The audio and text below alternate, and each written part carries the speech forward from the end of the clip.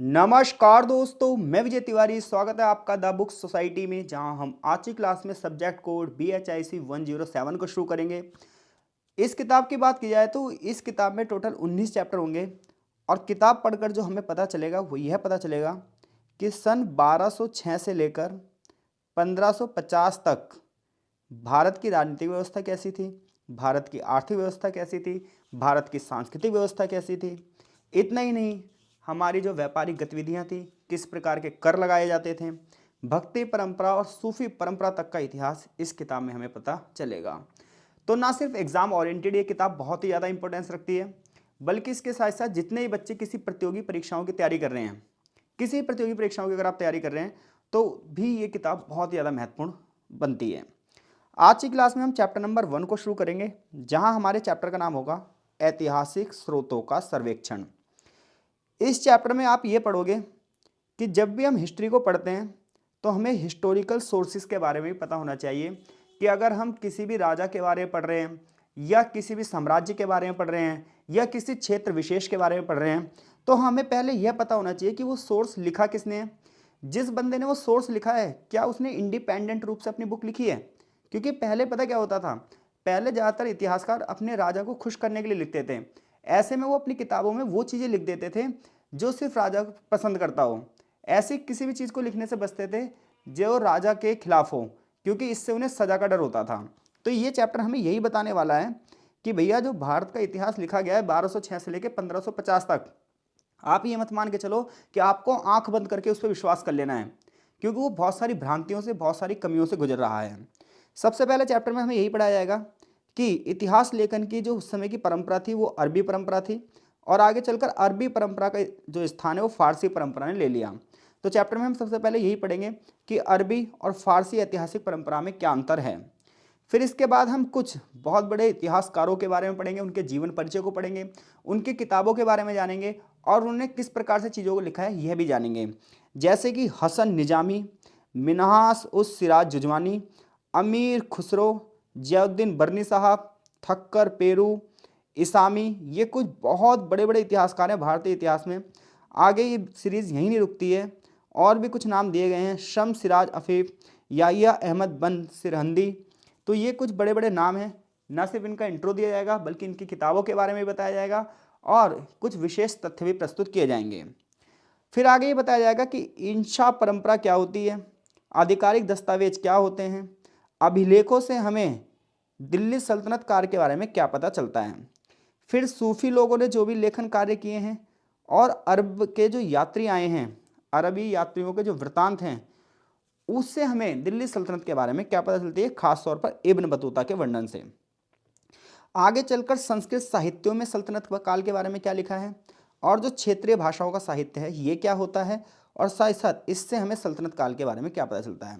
तो अच्छा खासा चैप्टर है, काफ़ी लेंथी चैप्टर है, लगभग 30-35 पन्नों का ये चैप्टर है। तो एक ही वीडियो में कंप्लीट कर पाना तो संभव नहीं है, तो इसलिए हम इसे 2 से 3 पार्टों में पढ़ेंगे। तो चलो शुरू करते हैं। सबसे पहले चैप्टर का उद्देश्य दिया है, जो कि कुल मिलाकर हमें यही बता रहा है कि चैप्टर में हमें आगे क्या पढ़ना है।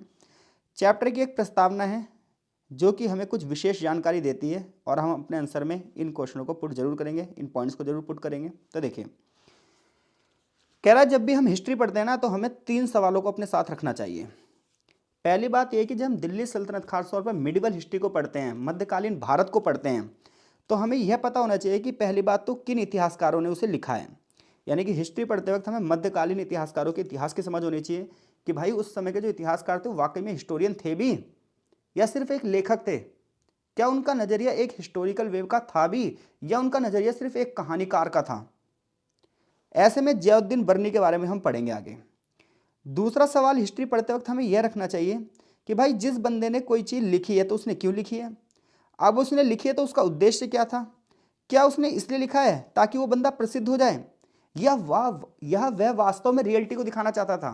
तो देखो, कुछ लोग ये होते हैं, उन्हें नेम और फेम से मतलब होता है, तो कुछ लोग प्रसिद्धि पाने के लिए इतिहास को लिख देते थे उस समय, और कुछ लोग जो वास्तविकता में काम करते थे वो काम पूरा कर नहीं पाते थे। कुछ इतिहासकार ऐसे होते थे जो अपने संरक्षकों को, यानी कि उन राजाओं को खुश रखने के लिए करते थे जो उस समय राज करता था। कुछ इतिहासकार पुरस्कारों के लालच में, इनाम के लालच में इसलिए इतिहास लिख देते थे। तो जब आप इतिहास पढ़ते हो तो इतिहास पढ़ते वक्त आपको पहली बात तो ये बात होनी चाहिए कि जिस बंदे ने वो इतिहास लिखा है उसे इतिहास की समझ है भी या नहीं है। दूसरी बात आपको यह ध्यान रखनी है इतिहास पढ़ते वक्त कि जिस बंदे ने इतिहास लिखा है क्या वास्तव में हिस्टोरिकल बैकग्राउंड से है, क्या उसको इतिहास की इतनी समझ है, या वो सिर्फ राजा से प्रशंसा पाने, कुछ पुरस्कार पाने के लिए उसके बारे में लिख दे रहा है। तीसरी बात यह है कि हमें यह भी ध्यान रखना चाहिए कि जो बंदा लिख रहा है कहीं वो धार्मिक प्रवृत्ति का बंदा तो नहीं है। ऐसा तो नहीं है कि वो किसी एक धर्म विशेष से लगाव रखता हो, क्योंकि अगर कोई व्यक्ति किसी धर्म विशेष से लगाव रखता है तो हिस्ट्री के साथ न्याय नहीं कर पाएगा। वो अपने धर्म को तो बढ़ा चढ़ाकर हिस्ट्री में लिख देगा लेकिन दूसरे के धर्म को बिल्कुल निम्न गिराएगा, जबकि सभी धर्म समान होने चाहिए। तो भाई हिस्ट्री पढ़ते वक्त ये नहीं कि इस बंदे ने कहा है तो वो बिल्कुल सर्वमान सत्य है, सर्वशक्तिमान सत्य है, ऐसा नहीं है। हिस्ट्री में जो चीज़ें लिखी हैं हो सकता है उस बंदे का पर्सनल व्यू हो और उसकी बहुत सारी कमियां रहती हैं। और ये किताब बहुत ज़बरदस्त है, ये ना लोगों की आंखों से यही पर्दा उठा देती है कि हाँ भाई देखो कहाँ कहाँ चीज़ें गलत हैं और कहाँ कहाँ सही है। तो इतनी बात पता चल गई आपको हिस्ट्री पढ़ते वक्त आपको किन चीज़ों का ध्यान रखना चाहिए, ये इस चैप्टर की प्रस्तावना बता रही है। चैप्टर की जो शुरुआत है वो यहाँ से होती है, अरबी और फारसी ऐतिहासिक परंपराएं। तो देखिए, तो सबसे पहले हम यही जानेंगे कि अरबी परंपरा और फारसी परंपरा की क्या क्या विशेषताएं हैं। मैंने यहाँ पर कुछ हेडिंग्स बना रखी हैं। अरबी परंपरा की जो विशेषताएं हैं वो ये पहली विशेषता ये है कि एक लोकतांत्रिक पद्धति है, इसमें स्नात परंपरा पाई जाती है, इसमें भौगोलिक दृश्य पाए जाते हैं और इसमें शासकों से संबंधित घटनाओं का वर्णन किया जाता है। ये तो आप हेडिंग बनाओगे। अब इस हेडिंग में लिखना क्या है वो समझते हैं। हम कैसे कह सकते हैं कि अरबी परंपरा एक लोकतांत्रिक परंपरा है। तो देखो, जब आप लिख रहे हो और किसी एक ही चीज़ के बारे में लिख रहे हो तो फिर आप लोकतांत्रिक नहीं हैं। लेकिन अगर आप उस समय के समाज के बारे में भी, अर्थव्यवस्था के बारे में भी, राजनीतिक व्यवस्था के बारे में भी, साधारण जनता के बारे में भी लिख रहे हो तो आपका जो दृष्टिकोण है वो लोकतांत्रिक है, क्योंकि लोकतंत्र का मतलब होता है हर एक बंदे की भागीदारी होनी चाहिए। तो जब हम अरबी परंपराओं की बात करते हैं तो दिल्ली सल्तनत काल इस्लामिक काल था और अरबी इस्लामिक विश्व की भाषा थी, इसलिए इस काल में जितनी भी किताबें लिखी गई शुरुआत में वो अरबी में लिखी गई। तो अरबी की बात करें तो अरबी इस्लामी विश्व की भाषा थी और दिल्ली सल्तनत जो था वो इस्लामिक टाइम था इंडिया का। उस दौरान जितनी भी किताबें लिखी गई वो अरेबियन भाषा में लिखी गई। जैसा कि इतिहासकार के निज़ामी ने कहा भी है कि अरब परंपरा की बात करें तो अरब परंपरा लोकतांत्रिक आदर्शों पर चलती थी। वो इतिहास को राष्ट्रों की जीवन गाथा के रूप में देखती थी। उसमें ये नहीं सिर्फ राजाओं के बारे में लिखा हो, शासकों के बारे में लिखा हो, राजनीतिक घटनाओं के बारे में भी लिखा था अरबी परंपरा में। तो अरबी परंपरा की विशेषता पहली बात तो क्या है, ये लोकतांत्रिक आदर्शों पर है। इसमें सिर्फ राजाओं के बारे में नहीं लिखा, राजनीतिक घटनाओं के बारे में भी लिखा है। जितने भी कैंप लगाए जाते थे, शिविर लगाए जाते थे, उनकी कहानी भी लिखी है। आम आदमी के जीवन की कहानी भी लिखी है भाई। तो ये चीज़ अरबी परंपरा को सबसे खास बनाती है। उसका कारण ये है कि जब इतिहासकार इतिहास लिखते हैं तो सिर्फ राजाओं महाराजाओं से संबंधित घटनाओं को लिखते हैं, बट अरेबियन परंपरा जो थी वो इतनी ज़बरदस्त थी कि वो ना आम बंदे की ज़िंदगी पर भी ताक झाँक करती थी और आम बंदे की ज़िंदगी के बारे में भी हिस्ट्री में लिखती थी। इसलिए हम कह रहे हैं कि अरबी जो परंपरा है वो एक लोकतांत्रिक परंपरा है। तो अरबी जो परंपरा है ये राजनीतिक भी है, ऐतिहासिक भी है, सैन्य भी है। इसमें सामाजिक आर्थिक दृष्टिकोण, सांस्कृतिक दृष्टिकोण, धार्मिक जीवन, हर चीज़ की जानकारी मिलती है। इसलिए आप कहोगे कि अरबी परंपरा कैसी है, लोकतांत्रिक परंपरा है। तो पहले तो जब क्वेश्चन आएगा अरबी और फारसी परंपरा की विशेषताएं बताओ, तो पहले अरबी परंपरा की विशेषता करके हेडिंग बना देना यह एक लोकतांत्रिक परंपरा थी, और फिर उसमें ये बता देना कि भाई अरबी को जो है लोकतांत्रिक आदर्श वाली भाषा इसलिए कहा जाता है, लोकतांत्रिक आदर्श वाला इतिहास इसलिए कहा जाता है क्योंकि इसमें सिर्फ राजाओं के बारे में नहीं, प्रशासन के बारे में नहीं, बल्कि आम जनता के बारे में भी लिखा गया है।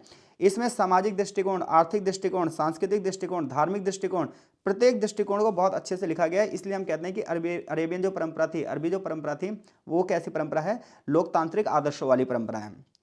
दूसरी बात यह कि अरबी परंपरा में ना एक खास विशेषता थी और वो विशेषता थी इस्नाद की परंपरा। इस्नाद का मतलब होता है कि जो बंदा वर्णन कर रहा है उसके बारे में बताया गया है, यानी कि जैसे कोई घटना घटी, उस घटना को हम हिस्ट्री में लिख रहे हैं, तो एक तो तरीका यह है कि उस घटना के बारे में हमने अपना दृष्टिकोण लिख दिया, अपना व्यू लिख दिया।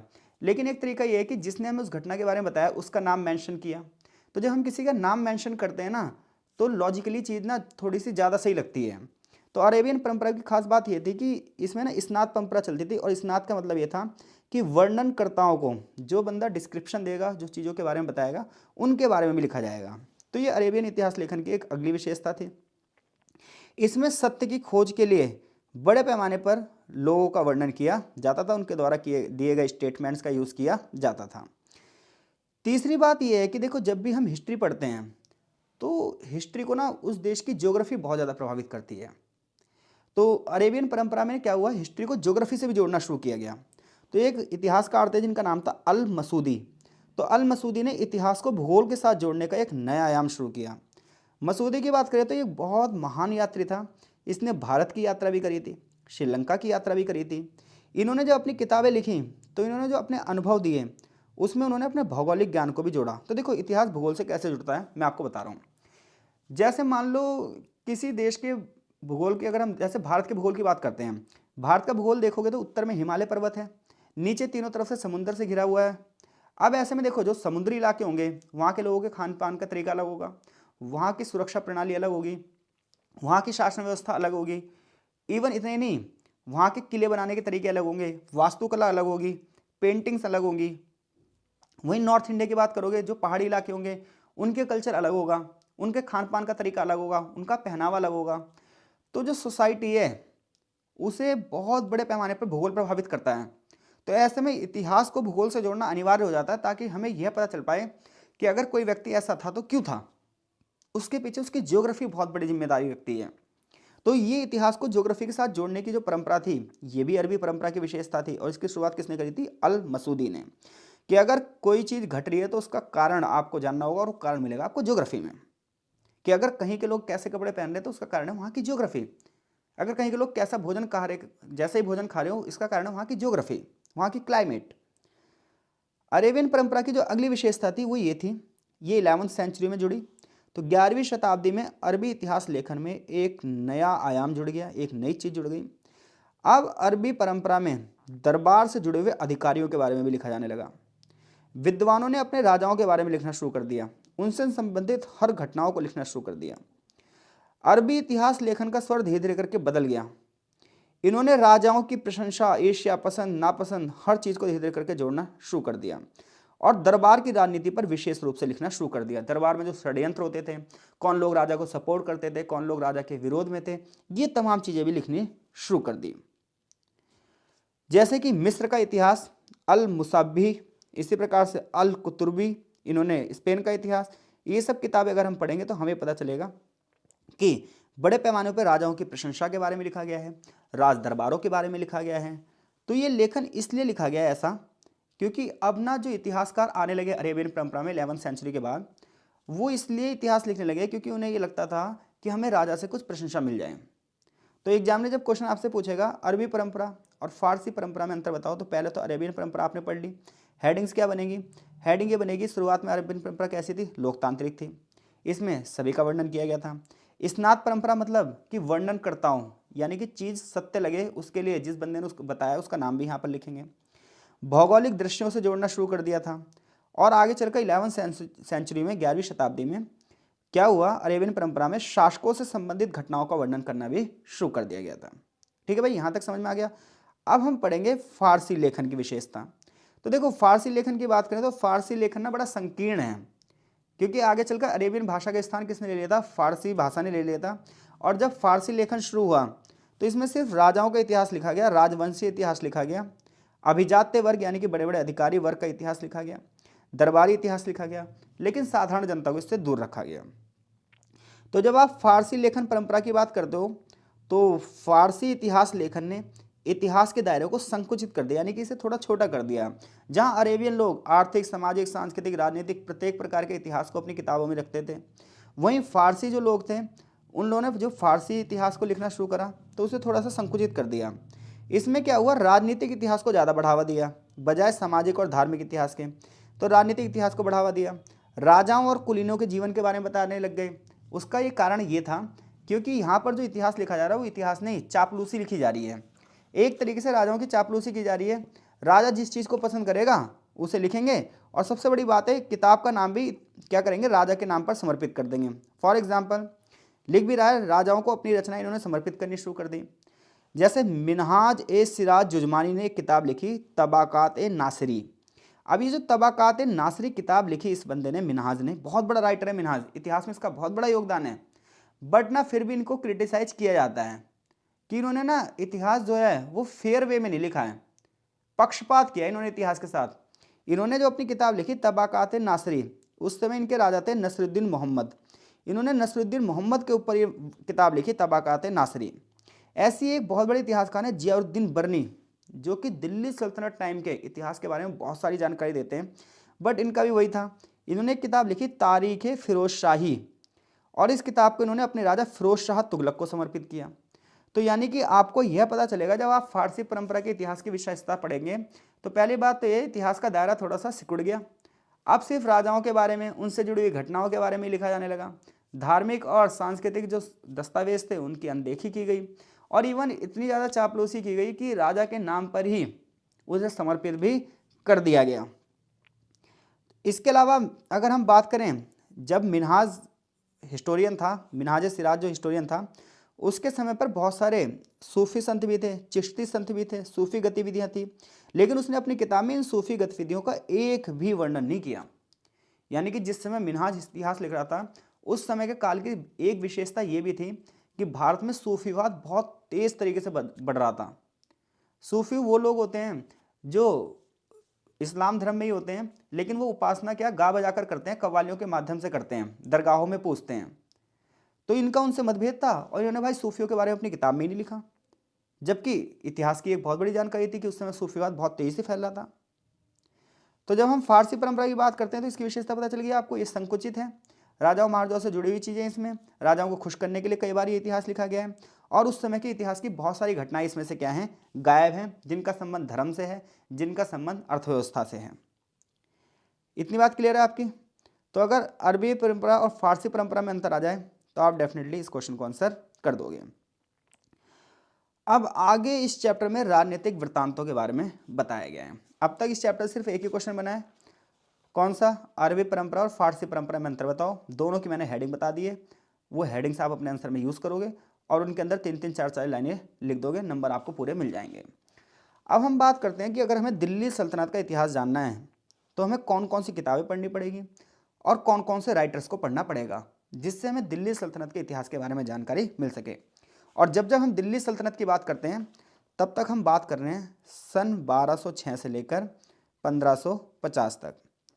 तो 1206 से लेकर 1550 तक का जो टाइम पीरियड है, इसे हम कहेंगे कि दिल्ली सल्तनत का इतिहास है।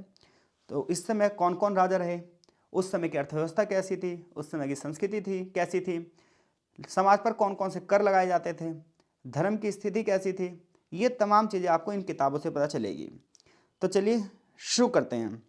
सबसे पहला नाम जो दिल्ली सल्तनत के इतिहासों की श्रेणी में आता है, तो दिल्ली सल्तनत की जब आप हिस्ट्री पढ़ते हो तो उसमें जितने भी हिस्टोरियंस रहे हैं, उन हिस्टोरियंस में जो सबसे पहला नाम आता है वो नाम आता है हसन निजामी का। अगर आप यूपी से हैं या बिहार से हैं तो जो वहाँ के स्टेट एग्ज़ाम होते हैं, स्टेट वाले एग्ज़ाम जो होते हैं स्टेट बोर्ड वाले, उसमें खूब क्वेश्चन आता है हसन निजामी का। और अगर आप एसएससी वगैरह की भी तैयारी कर रहे हैं तो जीएस पॉइंट ऑफ व्यू से यहाँ से चीज़ें बहुत ज़्यादा शुरू हो चुकी हैं। तो हम इग्नू के मैटर से सिर्फ नहीं पढ़ रहे हैं, हम इसके अलावा जो कॉम्पिटिटिव हमारे एग्ज़ाम हैं हम उसके हिसाब से ही पढ़ रहे हैं, ताकि हमारे को यहाँ से और भी बहुत सारी नॉलेज मिल सके। तो देखो, हम हसन निज़ामी की बात करें तो जब आप हसन निज़ामी की बात करते हो तो इनकी एक किताब है ताज उल मासिर। तो हसन निज़ामी का पूरा नाम है सदरुद्दीन हसन निज़ामी। इसकी एक किताब है और इस किताब का नाम क्या है, ताज उल मासिर। ये पहला आधिकारिक इतिहास कहा जाता है, यानी कि जो ये किताब है ताज उल मासिर, इसे पहला आधिकारिक इतिहास कहा जाता है। तो अगर आपसे पूछा जाए भारत में पहला आधिकारिक इतिहास किसे कहा जाता है, तो वो किताब है ताज उल मासिर। ताज उल मासिर किसने लिखी है? हसन निजामी ने। इसमें जब आप ताज उल मासिर किताब को पढ़ते हो तो इस किताब में दिल्ली सल्तनत की स्थापना कैसे हुई, इसके साथ साथ 1229 तक की सारी घटनाएं इसमें लिखी गई हैं। तो जब आप ताजुल मासिर नाम की किताब पढ़ते हो तो इसमें दिल्ली सल्तनत की स्थापना कैसे हुई, 1191-92 की बात बताया जाएगा, और 1229 तक के सारी जो घटनाएं उसमें लिखी जाएंगी। हालांकि हम सारी घटनाएं मैं बोल रहा हूँ, बस सारी घटनाएं इसमें वर्णित नहीं की जाएगी, राजाओं से जुड़ी हुई घटनाएं होंगी। ऐसी एक किताब होगी फतहनामा। फतहनामा किताब तो इतनी ज़बरदस्त तरीके से लिखी है हसन निजामी ने कि बाद में एक इतिहासकार आएगा जियाउद्दीन बर्नी, ये इसकी बहुत प्रशंसा करेगा कि यार क्या किताब लिखी है फतहनामा। तो फतहनामा भी किसने लिखी है? हसन निजामी ने लिखी है। ताजुल मासिर भी किसने लिखी है? हसन निजामी ने लिखी है। और इन किताबों से आपको सल्तनत काल के बारे में पता चलता है। इवन ना सिर्फ ये इतिहास के बारे में बल्कि आगे चलकर जो इतिहासकार हैं उनको भी इनकी किताबें प्रभावित करती हैं। हसन की बात करें तो इन पर अरेबियन परंपरा का बहुत गहरा प्रभाव था, यानी कि इनका संबंध कौन सी परंपरा से था? अरबी परंपरा से था। इसके अलावा अगर हम बात करें तो हर एक इतिहासकार किसी न किसी से प्रभावित होता है। और अगर हसन निज़ामी की बात करें तो एक ना ख्वाइज़म नाम की जगह थी, वहाँ पर एक विद्वान रहते थे रशीद वतवत। तो रशीद वतवत नाम का जो विद्वान था इससे प्रभावित थे कौन? हसन निज़ामी। हसन ने जो किताब लिखी है उसमें अलंकारिक भाषा का यूज़ किया है। यहाँ तक कि आगे चलकर जो नए नए कवि आएंगे जैसे अमीर खुसरो, एक इतिहासकार होंगे जिनका नाम है अबुल फजल, वो इस भाषा को क्या करेंगे? इस भाषा को फॉलो करेंगे। यानी कि हसन निज़ामी ने अपनी किताब ताजुल मासिर में, अपनी किताब फतहनामा में जो भी लिखा है, इसके अलावा और भी जो इन्होंने किताबें लिखी हैं, बड़े पैमाने पर अलंकारिक भाषा का प्रयोग किया है, बड़े ज़बरदस्त शब्दों का प्रयोग किया है, अरेबियन परंपरा में लिखा है। आगे चलकर जो इतिहासकार हुए उन्होंने इनके इस शैली को क्या करा है? फॉलो किया है। हसन के अगर हम बैकग्राउंड की बात करें तो वो एक विशेष परिवार से थे, एक विशिष्ट विद्वान परिवार से थे। इनके जो पिता थे जिनका नाम था निज़ामी अरूजी समरकंदी, ये खुद एक महान विद्वान थे और ईरान की एक बहुत प्रसिद्ध हस्ती थे। इसके अलावा वहीं के उनके एक दोस्त थे उमर खय्याम। तो कुल मिलाकर कहने का मतलब ये है कि हसन निज़ामी कोई हल्का बंदा नहीं था भाई। इसके पिता खुद एक विद्वान थे, इनके पिता के दोस्त भी बहुत बड़े विद्वान थे। हसन खुद अपनी विद्वत्ता के प्रति सचेत थे, उन्हें पता था कि हाँ भाई मैं कोई विशेष व्यक्ति हूँ, लेकिन फिर भी उन्हें इस बात की निराशा रहती थी कि यार मैं इतना विद्वान बंदा हूँ लेकिन मुझे महत्व नहीं दिया गया। इसके अलावा हसन निज़ामी के जो गुरु थे उनका नाम था मोहम्मद अली कुकी। तो मोहम्मद अली कुफ़ी जो नाम था ये इनके गुरु थे, आध्यात्मिक गुरु। और इन्होंने ये सुझाव दिया कि भाई देख तू निशापुर से गजना चला जा, और फिर वहाँ से ये दिल्ली आ गए। जब ये दिल्ली आए तो उस समय कुतुबुद्दीन ऐबक शासन कर रहा था, और कुतुबुद्दीन ऐबक, शहाबुद्दीन गौरी, मुज्जिद मोहम्मद बिन साम, इन सब की उपलब्धियों को लिखने के लिए इन्हें बुलाया गया। और फिर इन्होंने अपनी किताब लिखी, और अपनी किताब में कुतुबुद्दीन ऐबक के बारे में तो उन्होंने खूब लिखा है, बहुत ज़्यादा लिखा है। लेकिन कुतुबुद्दीन ऐबक की अचानक से मृत्यु हो गई थी। फिर राजा बना इल्तुतमिश, तो इसके ऊपर दबाव बढ़ गया। इल्तुतमिश के बारे में इसने ज़्यादा नहीं लिखा। वैसे इसका मन तो था कि इल्तुतमिश की बुराई कर दें, लेकिन ना इसने जानबूझकर नहीं लिखा, क्योंकि अगर इल्तुतमिश के बारे में लिख देता तो हो सकता है इसको जेल हो जाती या इसे सूली पर चढ़ा दिया जाता। तो ऐसे में ना कुतुबुद्दीन ऐबक के मरने के बाद इसने जो इतिहास लिखा है वो दबाव में लिखा है, अपने खुलकर ये इतिहास को नहीं लिख पाया है। कौन? निज़ामी। क्लियर है? तो ये जो घटना घटी इन सब का प्रभाव किस पर पड़ा? निज़ामी पर पड़ा। निज़ामी ने आगे चलकर इनाम पाने की लालच में चीज़ें लिखनी शुरू कर दी। उसका वर्णन अगर हम बात करें, हसन निज़ामी की जब हम किताब पढ़ते हैं तो उनका ज़्यादातर जो वर्णन है वो अपने संरक्षण कुतुबुद्दीन ऐबक के ऊपर ही है, उनकी उपलब्धियों के ऊपर ही है। हालांकि 1197 से लेकर 1202 के बीच में कोई भी घटना उन्होंने अपनी किताब में नहीं लिखी है। क्लियर है? चंगेज खान का जो आक्रमण हुआ भारत पे, उस तक का जिक्र इन्होंने अपनी किताब में नहीं लिखा है। उसका सबका कारण क्या होगा? कारण ये होगा कि इनाम पाने की उसकी इच्छा थी कि भैया मैं किताब लिखूं, किताब लिखने के बाद मुझे इनाम मिल जाए। इसलिए उसने जो ऐसे फैक्ट्स थे, ऐसे अप्रिय तथ्य थे जो राजा को अच्छे नहीं लग सकते थे, जहां राजा को हार हुई हो या राजा ने अपनी कायरता दिखाई हो, तो राजा की कायरता, राजा की हार, इन सबको उसने नज़रअंदाज कर दिया, क्योंकि ये सब चीज़ें इल्तुतमिश को क्या नुकसान पहुंचा सकती थी, और इल्तुतमिश फिर इसे नुकसान पहुंचा देता। ठीक है? तो आप अगर मिनहाज की किताब पढ़ोगे तो किताब पढ़ते वक्त आपको इस चीज़ का जरूर ध्यान रखना चाहिए भैया कि किताब पर अरेबियन परंपरा का प्रभाव है। किताब से हमें हिस्ट्री के बारे में तो पता चलता है, बट अगर आप ये कहो कि एक्चुअल हिस्ट्री के बारे में पता चलेगा तो वो आपको पता नहीं चलेगा, क्योंकि किताब में बहुत सारे फैक्ट्स गायब हैं। सूफियों के बारे में नहीं लिखा गया है, चंगेज खान के आक्रमण के बारे में नहीं लिखा गया है। ठीक है? इल्तुतमिश को सिंहासन मिला तो उसके बारे में इतना ज़्यादा नहीं लिखा गया है। कुतुबुद्दीन ऐबक की सैनिक उपलब्धियों के बारे में ज़्यादा लिखा गया है। क्लियर है? तो यहाँ तक ये सारी चीज़ें आपको किससे पता चलेगी? ये सारी चीज़ें आपको हसन निज़ामी से पता चलेंगी, हसन निज़ामी की किताब से पता चलेगी। किताब में बहुत अच्छे से लिखा हुआ है ये बात कि उस समय का सामाजिक ढांचा कैसा था, आर्थिक ढांचा कैसा था, सांस्कृतिक ढांचा कैसा था, इस सब पर कोई ध्यान नहीं दिया गया। हाँ, इस समय के हथियार, बहुमूल्य पत्थर, रत्न, फूल, संगीत, म्यूजिकल इंस्ट्रूमेंट्स, जड़ी बूटियाँ, पक्षी, जानवर, इन सब के बारे में जानकारी मिलेगी हमें। हसन निज़ामी ने अपनी किताब में 28 प्रकार के हथियारों के बारे में बताया है, शस्त्रागारों के बारे में बताया है, और कुछ विशेष हथियारों के बारे में बताया जो उस समय यूज होते थे, जैसे कटारे हिंदी तलवार को बोलते हैं, शिल ए हिंदी बर्छे को बोलते हैं, भाला ए हिंदी, ऐसे कुछ शब्दों का प्रयोग किया है। इसके अलावा विभिन्न प्रकार की जो वस्तुएं व्यापार होता था, जैसे चीनी, रेशम, बख्शका के मड़िक, अरबी घोड़े, मोरक्को का चमड़ा, चीनी दर्पण, अनातोलिया के जरी वाले कपड़े, इन सब के बारे में थोड़ा सा वर्णन उसकी किताब में किया गया है। तो हसन निजामी की जो रचना है ये ऐतिहासिक महत्व की है। उसमें बहुत सारे रूपक हैं, उपमाएं हैं, अलंकार हैं, ठीक है, बहुत सारे एग्जाम्पल्स दिए गए हैं। अगर इन सब एग्जाम्पल्स को हम हटा दें तो उसकी किताब जो आज वर्तमान में आपको दिख रही है वो 1/4 से भी कम हो सकती है। यानी कि इतनी ज़्यादा उसने बढ़ा चढ़ाकर चीज़ें लिखी हैं। अगर उसमें से हम फालतू के फैक्ट्स हटा दें तो किताब सिर्फ 1/4 रह जाएगी। 25% किताब उसमें से काम की है, 75% सिर्फ क्या है, उपमा दी गई है, अलग अलग चीज़ों से कंपैरिजन किया गया है, बहुत सारे एग्जाम्पल दिए गए हैं। तो दिल्ली सल्तनत का जब आप इतिहास पढ़ते हो तो हसन निज़ामी, किताब का नाम ताजुल मस्सिर। इसके अलावा एक किताब और है फतहनामा, जिसका यहाँ वर्णन किया गया है। बहुत अच्छे से इतिहास का वर्णन किया गया है कुतुबुद्दीन ऐबक के टाइम पीरियड का, उसकी सैनिक उपलब्धियों का, ठीक है, उसके संबंधों का। किंतु इतिहास की किताबें जो हैं वो किताबों में थोड़ी सी त्रुटियां हैं, कमियां हैं। चंगेज खान के आक्रमण के बारे में नहीं लिखा गया, वही लिखा गया जिससे राजा खुश हो सके, ठीक है। इल्तुतमिश के बारे में ज़्यादा नहीं लिखा इसने। इसके अलावा जो भी बदतर स्थितियाँ थी राजा की वो नहीं लिखा है, ताकि राजा किसी प्रकार से दुखी ना हो। सिर्फ इसलिए लिखा गया है शायद राजा से कुछ इनाम मिल जाए, प्रशंसा हो जाए और अपना भी नाम इतिहास के पन्नों में दर्ज हो जाए। तो ये इसको क्रिटिसाइज कर दोगे आप। आगे इसी तरीके से इस चैप्टर में मिन्हास उस सिराज जुजमानी के बारे में पढ़ेंगे।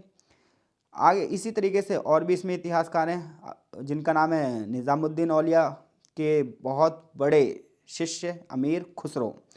इन सब के बारे में जो है हम इस चैप्टर के पार्ट 2 में पढ़ेंगे, वरना लेक्चर बहुत बड़ा हो जाएगा और चीज़ें फिर हमें समझ में नहीं आएंगी।